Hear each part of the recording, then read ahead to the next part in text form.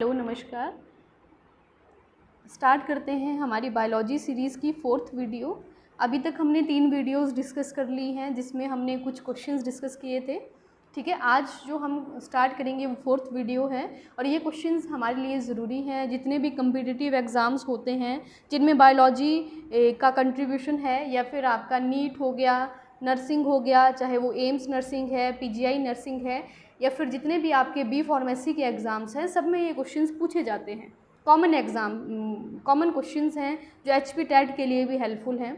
तो देखिए, सबसे पहला क्वेश्चन आज की वीडियो का हमारा है, the most common substrate of respiration is.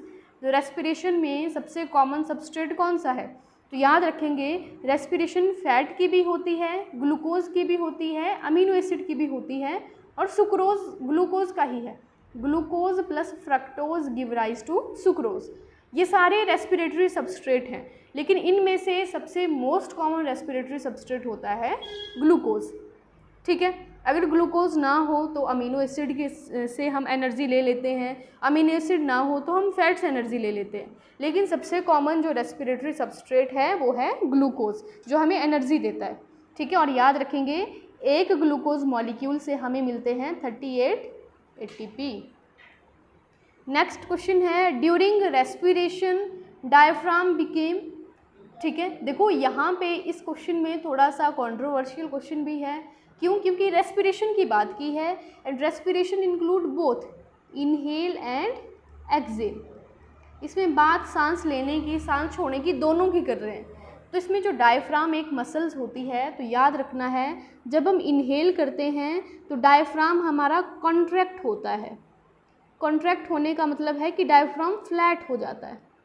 ठीक है, और जब हम एक्सेल करते हैं तो डायफ्राम हमारा रिलैक्स हो जाता है, अपनी ओरिजिनल पोजीशन में आ जाता है, जो डोम शेप हो गई। ठीक है, तो इसमें दोनों हो सकते हैं, डायफ्राम फ्लैट भी होता है और डोम शेप का भी होता है। अब अगर यहाँ पे इनहेल पूछा होता तो डायफ्राम फ्लैट होना था, और एक्सेल पूछा होता तो डायफ्राम अगेन डोम शेप का होना था। लेकिन यहाँ पे क्वेश्चन थोड़ा सा कंट्रोवर्शियल है। ठीक है, तो इस तरह के क्वेश्चंस अगर आ जाएं तो आपने याद उनको करना ही नहीं है, करेंगे तो किसी भी एक ऑप्शन को आपने टिक कर देना है। नेक्स्ट है एंटी डायूरेटिक हार्मोन। देखो, अगेन एंटी मतलब अगेंस्ट, डायूरेटिक मतलब यूरिनेशन। ऐसा कौन सा हार्मोन है जो यूरिनेशन के अगेंस्ट है? ठीक है, तो उसका नाम है ADH। ठीक है, ADH को दूसरा हम बोलते हैं वेसोप्रेसिन।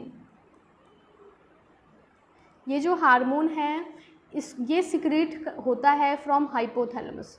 जो हाइपोथैलेमस हमारा ग्लैंड है, जिसको हम बोलते हैं मास्टर ऑफ मास्टर ग्लैंड, वो इस हार्मोन को सिक्रेट करता है, और ये हार्मोन रिलीज़ होता है थ्रू पिट्यूटरी। पिट्यूटरी ग्लैंड इस हार्मोन को रिलीज़ करता है। ठीक है, और हाइपोथैलेमस इस हार्मोन को सिक्रेट करता है, और ये हार्मोन जो है वो एक्सेसिव यूरिनेशन के अगेंस्ट हैं। इट मीन्स ये हार्मोन इंक्रीज़ करता है सोडियम रीएब्जॉर्प्शन की। ठीक है, और साथ में वाटर की रीएब्जॉर्प्शन को भी इंक्रीज़ करता है। ठीक है, नेक्स्ट क्वेश्चन आज की सीरीज़ का लास्ट क्वेश्चन हमारा है कि which of the following is a contractile protein for skeleton muscle involve in ATPase activity. अब देखो, अगर पूछा होता कि कौन सी इनमें से कॉन्ट्रैक्टाइल प्रोटीन है, सिर्फ इतना पूछा होता इन स्केलेटन मसल, यहाँ तक क्वेश्चन पूछा होता तो आपने करना था actin and myosin both are contractile protein. लेकिन यहाँ पे साथ में पर्टिकुलर दे दिया है कि जो ATPase एक्टिविटी करता है, ATPase होता है ATP की ब्रेकडाउन, तो उसके लिए जो है वो कॉन्ट्रैक्टाइल प्रोटीन कौन सी इन्वॉल्व है, वो है मायोसिन। अदरवाइज मसल की कॉन्ट्रैक्शन के लिए एक्टिन और मायोसिन दोनों होती हैं, लेकिन स्पेशल अगर ATPase एक्टिविटी पूछ लिया तो उसके लिए हमारी आ जाएगी मायोसिन। ठीक है, आज के लिए इतना काफ़ी है। Thank you, that's all for today. और आपको अगर कोई भी डाउट होगा आपने कमेंट सेक्शन में पूछ लेना है। ठीक है, stay tuned for next video.